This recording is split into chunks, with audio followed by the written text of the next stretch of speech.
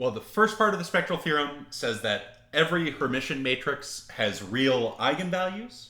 The second part of the spectral theorem says that the individual eigenspaces of any Hermitian matrix are guaranteed to be orthogonal to one another. And the third part of the spectral theorem is maybe the most important part. And the third part says that every Hermitian matrix is diagonalizable.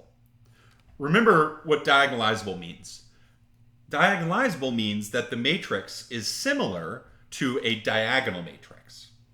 And one way we found that we can test for diagonalizability is we can look at the geometric multiplicities of every eigenvalue, add them all up, and check that we get the size of the matrix. So the third part of the spectral theorem tells us that every Hermitian matrix is diagonalizable. And we went through the proofs of part 1 and part 2 of the spectral theorem. We are not going to go over the proof of part 3 here because it's a little bit more involved than the previous two. And I think that takes us a bit astray from what we want to be focusing on in the course. I do, however, want to point out that we can digest this part of the theorem and use it to say interesting things.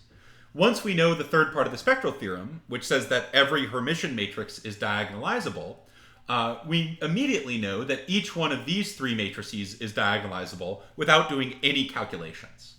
The first of these three matrices, or the first two of these three matrices, are real symmetric matrices, which are guaranteed to be Hermitian.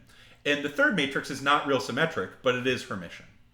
So the third part of the spectral theorem guarantees that each one of these three matrices is diagonalizable. And this is useful because if the only thing we wanted to know is whether or not one of these matrices is diagonalizable, we don't have to do any calculations. We just have to look at the matrix and see that the matrix is Hermitian.